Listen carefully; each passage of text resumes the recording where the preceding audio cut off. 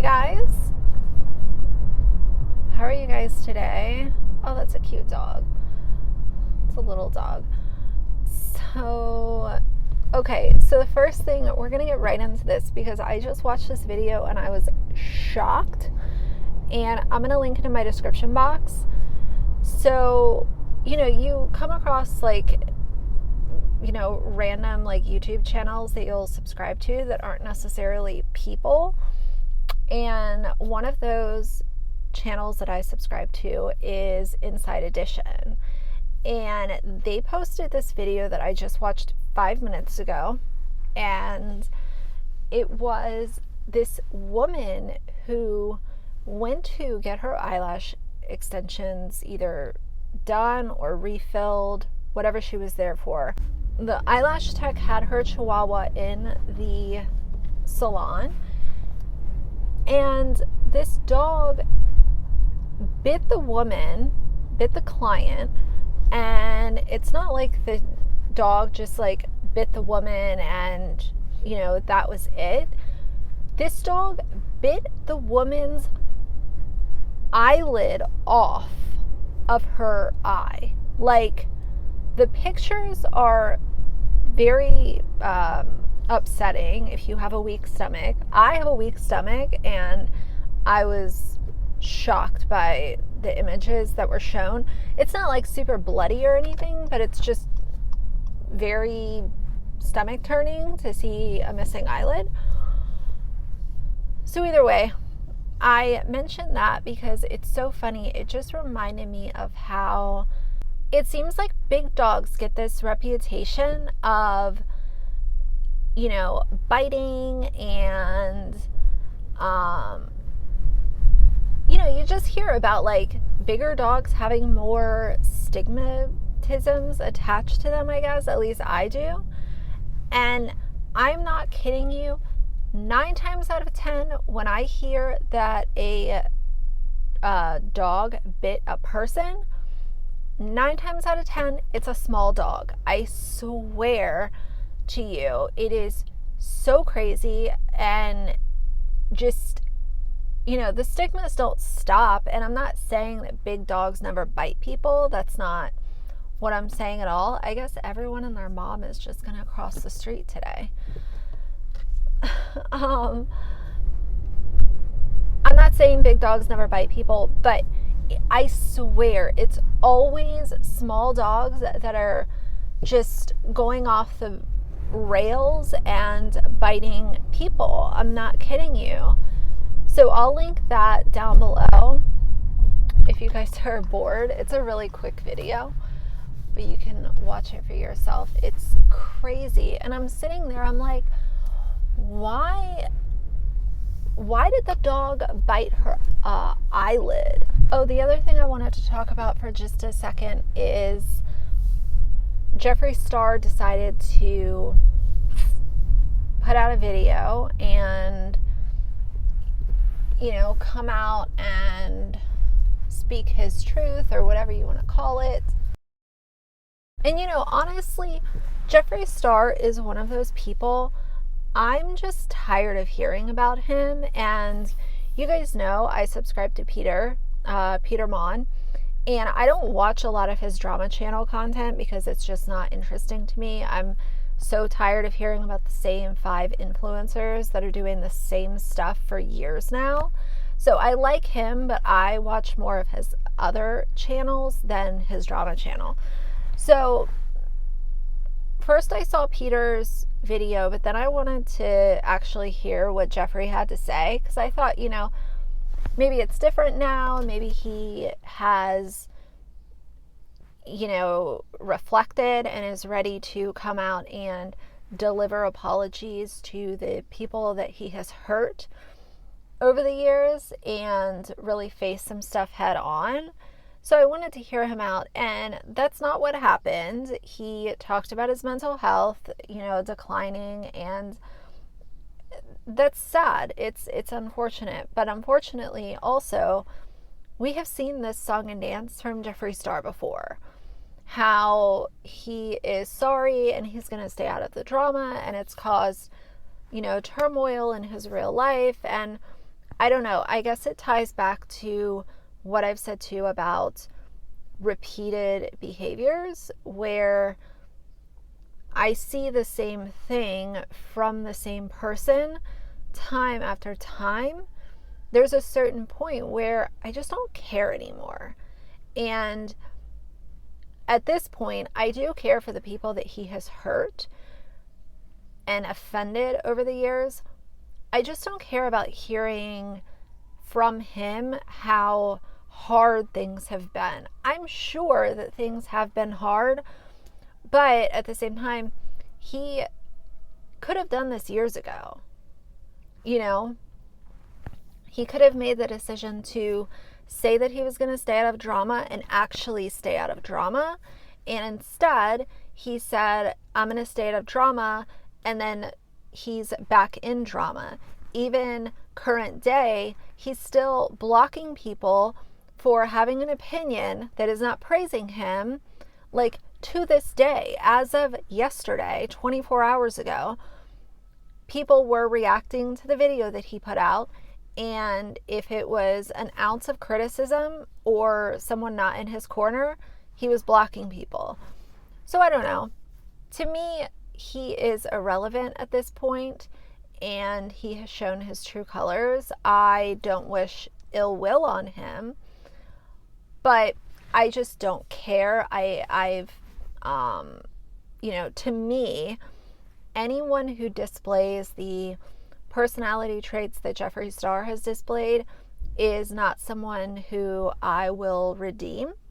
And I realize that I'm just one person, but when one person turns into 10, turns into 10,000, turns into 100,000, that's where you get into this situation where Jeffree Star's business is hurting. He says he's leaving California because his house is lonely, but in my opinion, he's not making the money that he was a year or 2 years ago, and it is starting to trickle down and affect his lifestyle. So, obviously that's just my opinion. I have no receipts to prove that, but when I see these drama channels continuing to cover Jeffree Star, multiple times a week, to me, I just tune out. And it's kind of, unfortunate, because that's part of what has pushed me away from Peter's channel, is just hearing about Jeffree Star, Shane, James Charles, even the Trisha Paytas stuff. I just get very bored hearing about the same people who do the same thing all of the time. They're problematic. They're always going to be problematic. That's why I don't do so many videos on Katie Joy anymore, because I've realized that she is going to be the same person no matter what people say. So at this point, there's no need to do a weekly video about Katie Joy calling out her hypocrisies, because she's going to continue to do them, and people who support her are going to continue to support her. And she is never going to look at any criticism and absorb it and reflect on it and change. She's shown that. So, I've taken a step back from covering her. Once in a while, do I still talk about her just because it's so insane, some of the stuff that she does? Yes, but as far as weekly videos or, constantly picking apart what she's saying or doing is just redundant, at least to me, but I can only speak for myself. So, let me take care of this little errand that I need to do, and I'll be right back. All right, guys, I'm back.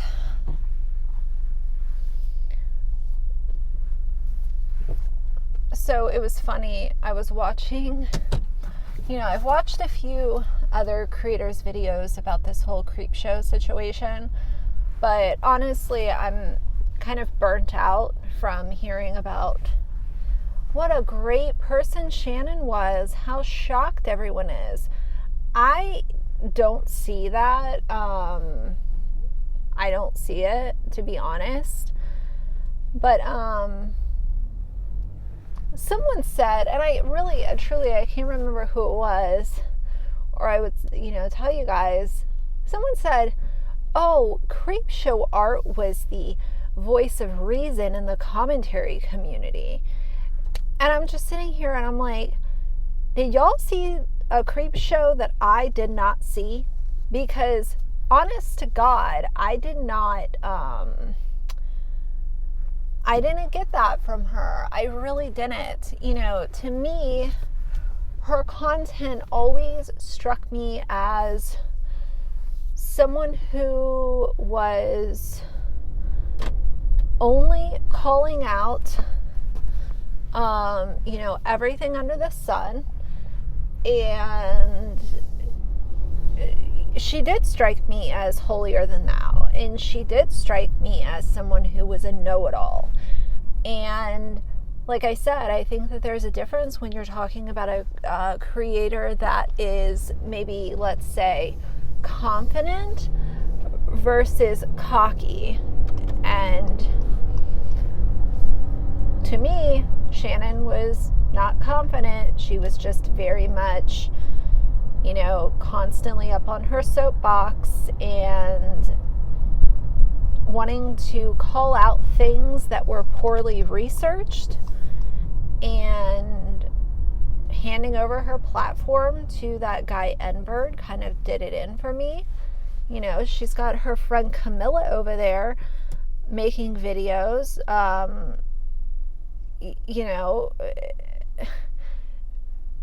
don't know. I realize that there are some people that might have considered Shannon a friend, but I look at that chick Camilla. I have my own opinions about her, but I'll save that for another day. As far as Camilla goes, though, she's up there making videos calling Creepshow out and saying how Shannon was her friend. But I'm like, girl, you admitted yourself you only started talking to Shannon in November, and then y'all wanted to collab on the videos to call out Dad Challenge podcast. Neither one of you did a fair amount of research as to why he was focused on Micah Stauffer and why the H story hit so close to home. Y'all just picked it up and ran with it.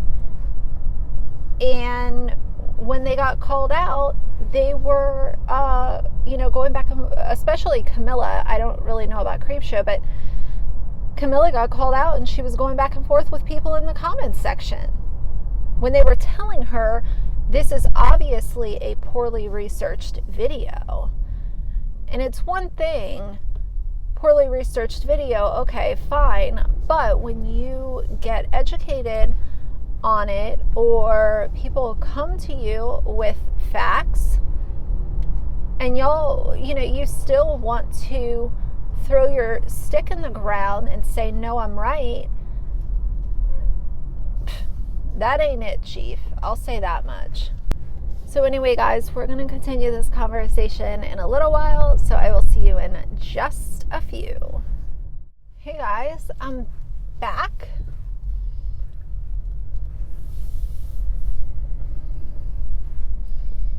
Sometimes I hate splitting up my videos because I can't remember what I was talking about, but I think I was talking about Creepshow and how she, in my opinion, wasn't a voice of reason. So we'll try to pick back up the conversation where I left it off. I need to stop by the grocery store and pick up something for dinner, so I'm going to talk to you guys while I make my way home. In my opinion, I can't really see Creepshow coming back to YouTube. I don't think that it will be a very positive place for her if she does choose to come back. I know that there are some people that just excuse all kinds of behavior away and will continue to support people that are proven to be all over toxic,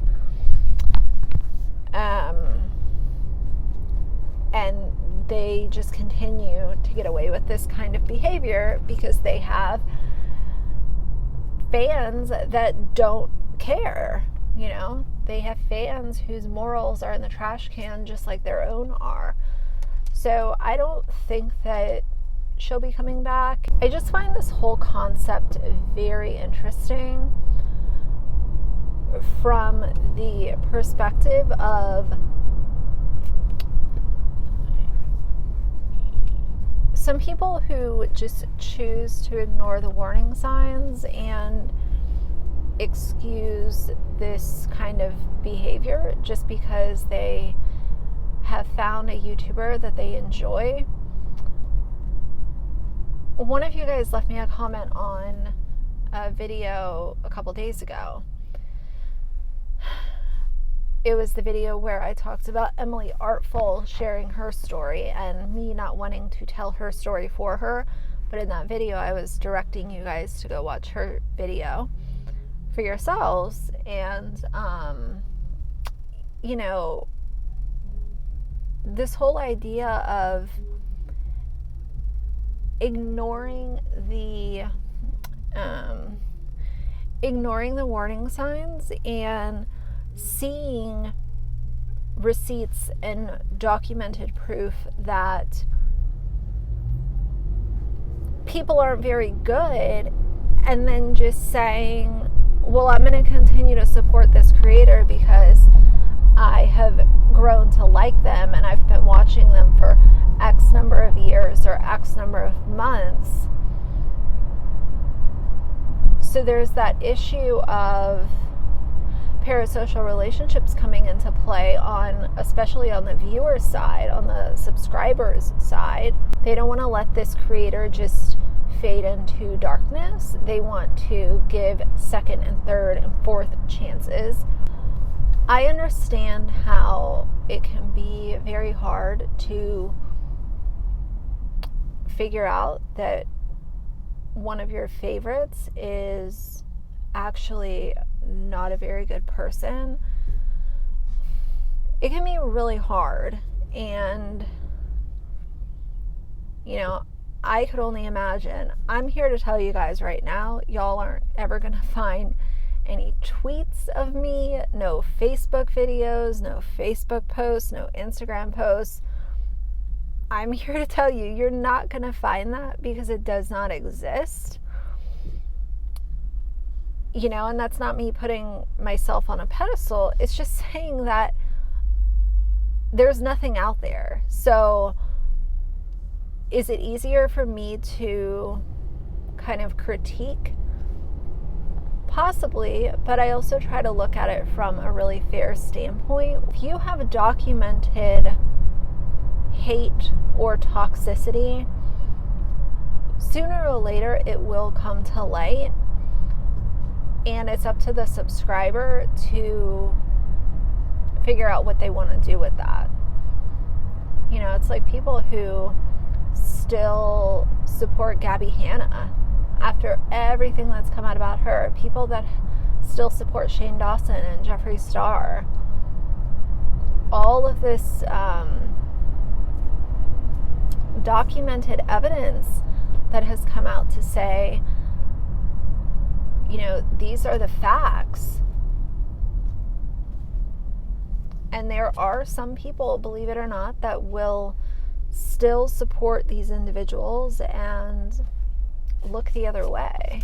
You're not going to be finding any tweets or anything like that. No weird stuff going on in a Discord server or nothing like that, like I said, because it doesn't exist. The craziest tea that someone might find out about me is that my driving record there for a while was no bueno because I racked up a bunch of tickets, and I ended up losing my license for a little while because the fines were just so astronomical, and I was not making enough money to be able to come up with I think it was $1,400 to figure everything out, pay the fines, and get my license back.